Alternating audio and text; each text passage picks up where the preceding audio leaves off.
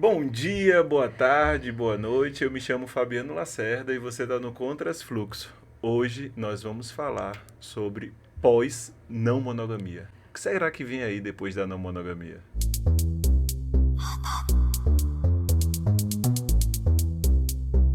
Hoje nós vamos falar sobre relacionamentos, não só os amorosos, afetivos, sexuais, mas eu queria deixar claro, as pessoas às vezes têm me procurado para que eu pudesse atendê-las através de assuntos sobre a não monogamia ou relacionamento. Eu posso sim atender vocês, mas não está sendo meu objeto de estudo nesse momento, né? Eu tenho me especializado na área de adições, pessoas adictas, e é o que eu tenho trabalhado mais na minha clínica sobre isso. Mas se alguém quiser falar sobre relacionamento... Sim, estou aqui, disponível para isso. É a minha área de estudo preferida. Giza, sabe uma coisa que eu tenho notado, independente da relação ser monogâmica, não monogâmica, afetiva sexual ou só sexual, é a sintonia entre esses pares, né? A forma que o mundo tem se posicionado também, parece que as pessoas estão mais incompatíveis.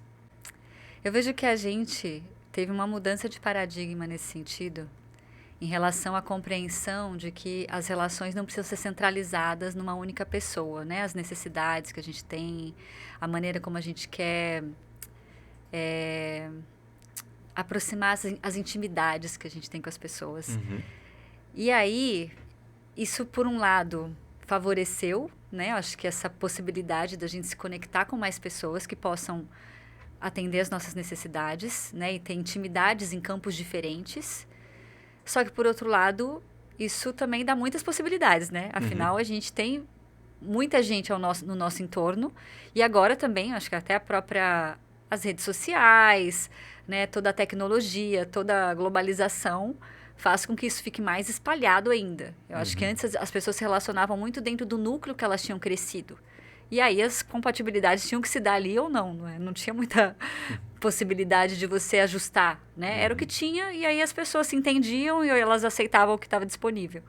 Agora eu acho que a gente tem uma expansão maior, né? Dessa rede, inclusive até o fato de que a gente se conheceu através de um grupo, né? No passado, talvez a gente não se conhecesse assim de um jeito natural, Acho que não. né? A gente se conheceu porque a gente teve essa possibilidade de estar dentro de um mesmo assunto e aí dentro desse assunto a gente foi tendo compatibilidades e tal.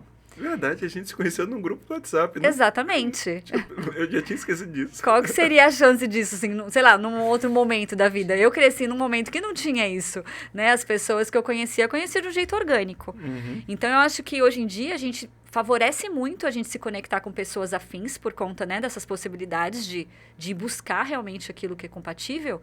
Só que também, assim, é um mundo inteiro, né? E aí, se a gente também não consegue, de certa forma, limitar as prioridades, né? Fica numa busca incessante. Pode se tornar também uma insatisfação crônica, de sempre ter algo melhor para se buscar, né? E não investir e não construir também esse lugar de intimidade no que está posto, naquilo que está ali também, sei lá, um pouco mais no meu dia a dia mesmo. Ou que está mais compatível, que está de mais acesso, né? E não só uma busca por sempre algo novo, algo diferente, né? Algo que pode ser também mais interessante, porque isso sempre vai ter. Se eu gero prioridade dentro de uma relação, insisto, independente de ser só afetiva, mas ser afetiva sexual, se eu gero prioridade, automaticamente eu gero hierarquia? Olha, esse é um ponto polêmico, né? Eu acho que pode ser que é possível mesmo, que não seja só uma prioridade, né? Eu entendo, assim, que tem pessoas na minha vida hoje em dia que eu quero priorizar, né? E aí pode ser que realmente isso entre numa hierarquia em relação ao quanto que eu vou estar de disponibilidade para essa pessoa e não tanto para outras. Mas isso não vai contra a proposta e a filosofia da não monogamia? Provavelmente. Mas quem foi que fez essa proposta? Sabe? Eu acho que a gente tem que ficar menos presa a rótulos e mais ao encontro daquilo que atende às nossas necessidades de uma forma que seja consensual e que seja transparente com as outras pessoas. Agora, o nome para qual a gente vai dar isso também não é honesto, sabe? Se a gente pensa que vai também só ter relações completamente simétricas. Porque a gente tem preferências e isso vai acabar se dando, né? O que a não monogamia ela traz de problemático nessa questão da hierarquização é o quanto que às vezes outras pessoas que a gente, sei lá, julga secundárias na nossa vida, né? Elas acabam sendo afetadas por decisões tomadas por pessoas primárias.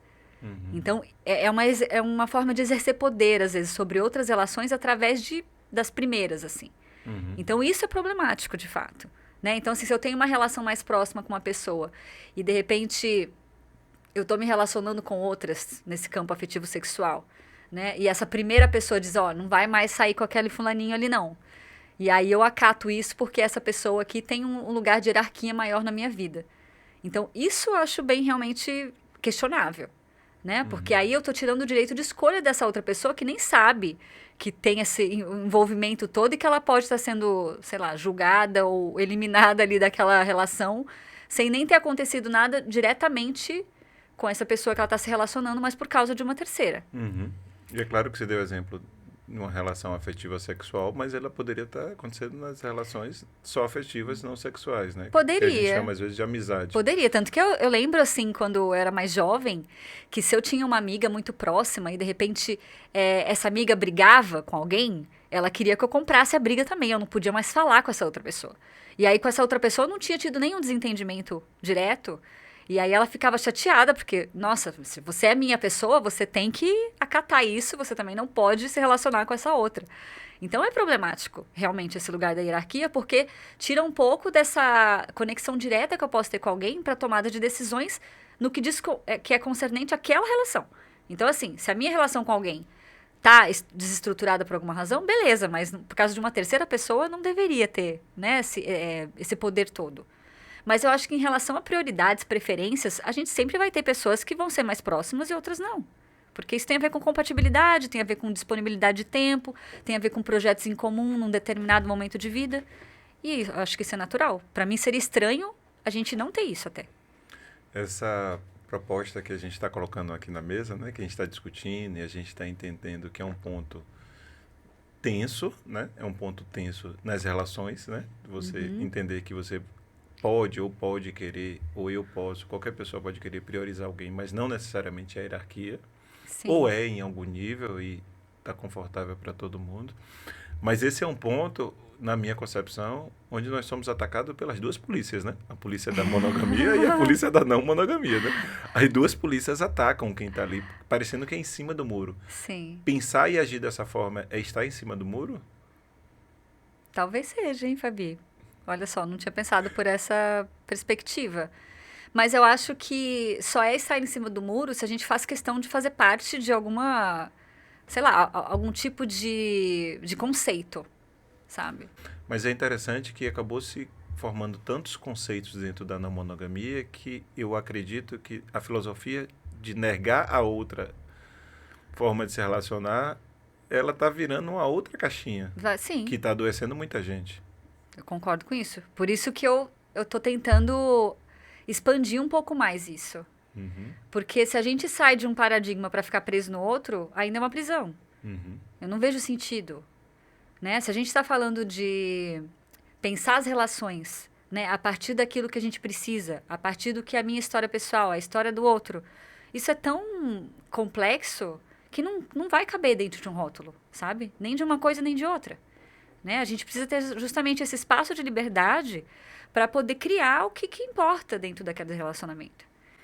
Siga a minha linha de raciocínio, vê se faz sentido para você e a proposta do contrafluxo, inclusive. Porque o pessoal me pergunta muito o que é esse S entre essas duas palavras.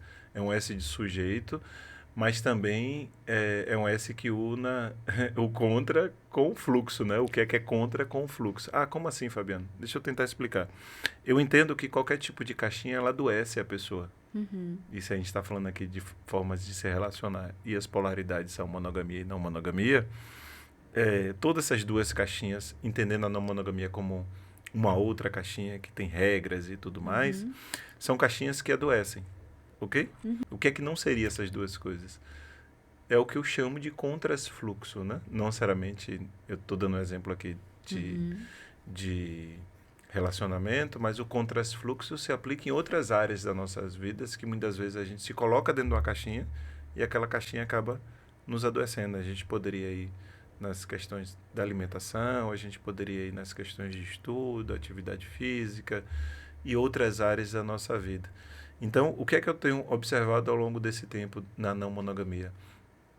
É que quanto mais engessamento, quanto mais contratos sociais que a não monogamia tem, e eu acho que algumas pessoas vão me atacar por conta disso, mas tem contratos sociais da não monogamia. Quanto mais eu tenho isso, mais eu me adoeço dentro do meu formato relacional. Só que para chegar nesse ponto, eu primeiro tenho que me posicionar em qual lado eu quero estar, para depois expandir. Sim, eu sei que eu fiz uma construção muito grande, sim.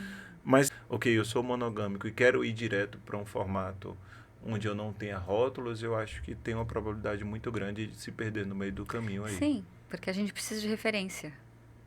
Então eu entendo, né, por que a gente sai da monogamia, né, que é dentro desse lugar engessado, que de certa forma traz algumas seguranças, algumas garantias, e aí a gente vai vendo que isso não funciona, e aí a gente vai para uma outra polaridade, né, justamente buscando se livrar desse monte de condicionamento, de controle, super justo. E aí nessa outra polaridade, a gente quer tirar tudo isso do caminho. Aí você fala, tá, não, mas eu não quero nada que me limite, eu não quero possessividade, eu não quero dar satisfação de nada. E aí começa, às vezes, descobrindo que vão faltando alguns elementos que a monogamia, às vezes, dava, em alguma medida. Eu percebi mesmo que na minha história pessoal, eu vivi diferentes tipos de relações, né? E num certo momento, eu comecei a sentir falta de uma certa base, de um certo comprometimento que eu tive mais na monogamia do que na não monogamia, né? E aí eu fiquei pensando, tá, como é que eu ajusto uma coisa com a outra sem necessariamente me colocar numa caixinha ou na outra, né? E isso é subjetivo, né? Não vai caber dentro de um rótulo mesmo. Então, de fato, às vezes você precisa passar por uma coisa, experimentar o que aquilo está te oferecendo para poder lapidar, né? E fazer o formato que te cabe realmente. Então, essa proposta seria uma proposta pós não monogamia? Seria pós não monogamia? A gente mal começou uma coisa e já tá querendo ir para a próxima, né? Mas eu acho que é uma visão avante aqui. Eu acho que a gente está discutindo coisas que são importantes ser discutidas, porque se a gente cai nessa armadilha de criar paredes e amarras dentro da não monogamia, gera muita dor, gera muito sofrimento, para tentar se encaixar naquela caixinha que muitas vezes não nos cabe, né? Exatamente, até porque a gente já nem veio com essa formatação, né, como você falou, de infância. Talvez algumas crianças já consigam nascer aí dentro de um formato mais livre. Mas pelo menos a minha geração e da maioria das pessoas assim, que eu atendo, que eu vejo, é muita gente traumatizada, sabe? É muita gente com faltas num lugar assim de afeto, de compreensão de si, de autoconhecimento, de validação, que entrassem numa proposta, às vezes, que é muito livre, né, que requer muita maturidade, vai ser mais dor do que ficar num lugar um pouco mais confortável, que às vezes até é limitado, mas que minimamente não vai fazer a pessoa se arrebentar toda. Então, cada um precisa ver aonde que se cabe também, né? Tem um lado político também disso, né? Se posicionar de forma política a negar a monogamia, ela também é importante, mesmo nesse lugar onde seja pós não monogamia, né? Do que a gente está discutindo aqui. Exatamente. E aí eu acho super importante esse movimento, porque a gente vai começar a trazer discussões a respeito de como é que as relações elas se formatam a partir de um lugar patriarcal, capitalista. Isso, assim, eu acho que é super importante a gente fazer, mas entender que nas relações pessoais as coisas não vão acontecer dentro só do que o movimento político, né? A ideia, a filosofia, ela é sempre importante, eu acho que para mobilização, para crítica, para que as pessoas, inclusive, mudem as relações pessoais. Mas na hora de fazer esses ajustes, né, é a história de cada um que vai determinar como que isso vai acontecer de fato. Faz todo sentido para mim. E se faz sentido para você, comente aí. E também, se não faz sentido, também comente o que é que você opina. Pra não gente tem poder... que concordar. Não tem que concordar, mas é importante também saber a opinião das pessoas. Até para a gente estar aqui ditando o ritmo de outros episódios. Em off, você me falou sobre as questões das escolhas relacionais, né? Que muitas vezes a gente procura intelectualidade numa pessoa e procura um outro check numa outra pessoa e depois naquela outra pessoa Aquela pessoa tem afinidade em atividade física e a gente tenta encontrar isso em diversas pessoas e acaba, de alguma forma, deixando as relações muito rasas, né?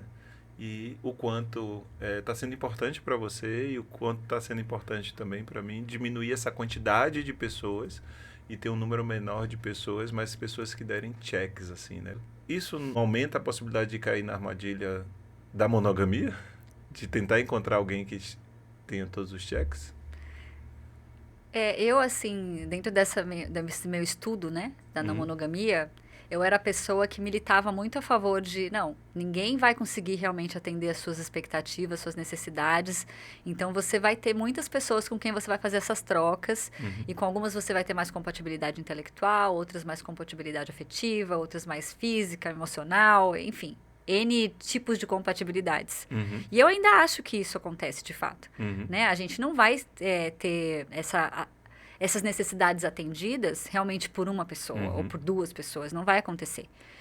Só que eu penso que para relações de intimidade, para mim, relações onde eu vou realmente querer ter mais profundidade, aprofundamento, eu preciso que essas compatibilidades em diferentes áreas, elas sejam mais preenchidas do que em relações que, de repente, vão ser mais pontuais. Então, eu posso ter uma relação pontual com alguém que eu vou ter mais uma intimidade, assim, uma compatibilidade intelectual. E aí, com essa pessoa, eu encontro, a gente conversa sobre livros, sobre cultura, sobre arte. E ok, né? E assim, eu não espero, de repente, que essa pessoa vai fazer muita parte do meu dia a dia em outros aspectos. E que maravilha que eu posso, né, ter essa companhia nesse aspecto. Mas com quem eu quero, às vezes, uma relação de longo prazo, com mais frequência afetiva, aí eu tô percebendo que é importante que haja mais compatibilidades, assim. Então, alguém que vai estar ali, que, sei lá, com quem eu tenho mais afinidade no campo da parte emocional, da parte física, principalmente se eu estiver falando de uma relação afetivo-sexual, né? De uma parte intelectual. E aí pode ser que realmente isso vai ficando mais restrito. Não necessariamente exclusivo, né? Mas vai ficando menos. E aí, para mim, tá sendo importante ter menos pessoas na minha vida com mais compatibilidades do que gerenciar um tanto de relações que eu tinha antigamente. Mas para isso não tem que ir testando? Testando em que sentido? No sentido de saber quais são as suas próprias vontades. Porque eu, por exemplo, eu não chego num ponto e digo, eu tenho esse bloco agora do que eu preciso, desses checks. Da mesma forma da não monogamia, que a gente precisa ir para a polaridade da caixinha e depois expandir, da mesma forma você não acha que os formatos relacionais, sair da monogamia, eu não preciso expandir um pouco para depois... Sim. Restringir, como se fosse um funil Sim. mesmo? É por isso que eu disse para você que eu passei por esse processo de estar envolvida com muitas pessoas. Até porque eu entendo que as relações ela têm um espelhamento que vai formando o meu próprio repertório daquilo que eu sou. Né? Então passar por esse assim, raso, essas passa relações por rasas essa são experiência, porque a partir também de como as pessoas vão se relacionar com você, isso vai também te trazendo uma noção daquilo que você é, daquilo que você gosta, daquilo que faz sentido para você. Então, acho que sim, é uma parte desse processo, acho que, de autoconhecimento fazer isso. Porque os relacionamentos, eles trazem muito olhares que às vezes a gente não vai ter sozinho mesmo. Só que eu entendo que depois de passar desse momento, né, e até com outras ferramentas também, né, fazendo terapia, fazendo algumas pesquisas pessoais, meditando, enfim, seja lá o que for que você usa aí para se conhecer, tu não precisa também passar por todo tipo de experiência para saber o que você quer. É verdade. Não é? Você vai, assim, meio que de uma forma até intuitiva, né, fazendo um filtro natural dos lugares que você quer estar. E aí, automaticamente, às vezes, os lugares já vão levar as pessoas que vão estar mais compatíveis com quem você é. E, enfim, né? E você vai vivendo ali dentro de um círculo um pouco mais restrito. Que não necessariamente precisa ser fechado, né? Em alguns momentos, você pode falar, tá, deixa eu ver, assim, eu sou a pessoa vegetariana e, de repente, eu quero ir lá numa churrascaria para ver se eu conheço alguém que vai ser mais interessante do que no meu meio. Não sei, se eu quiser passar por essa experiência, eu posso. Entende?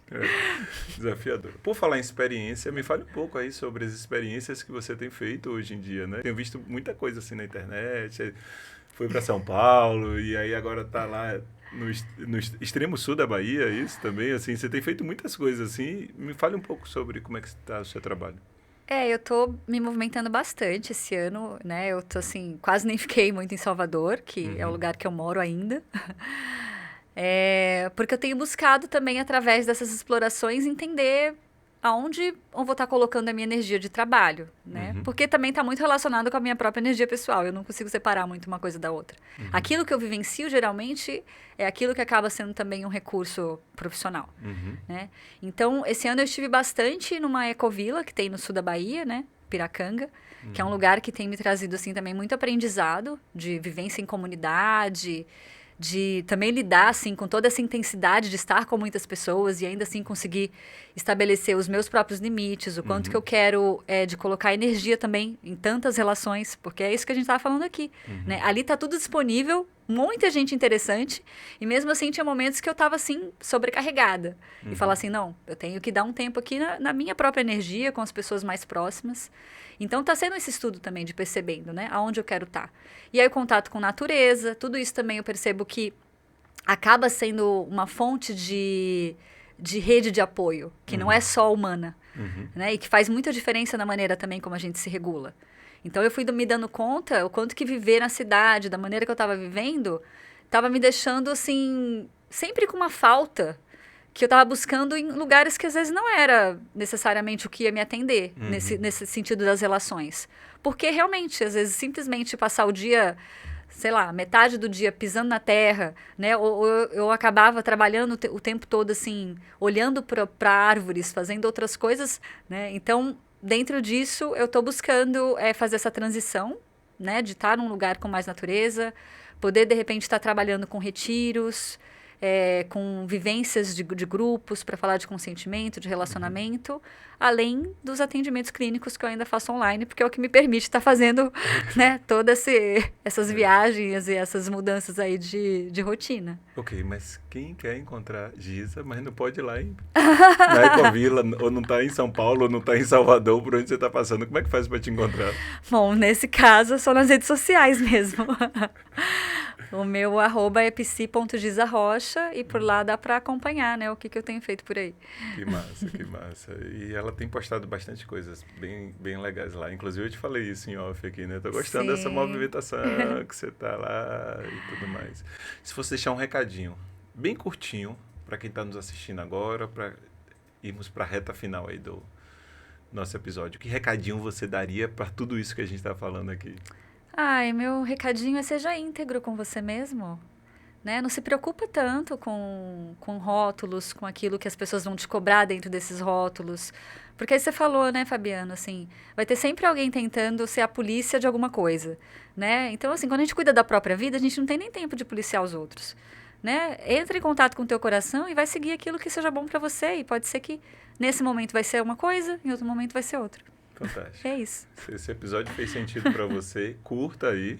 Se não fez sentido para você, por favor, não dê dislike, mas comente, né? E compartilhe com o maior número de pessoas que você achar que faz sentido. Muito, muito, muito obrigado. Ficamos hoje por aqui.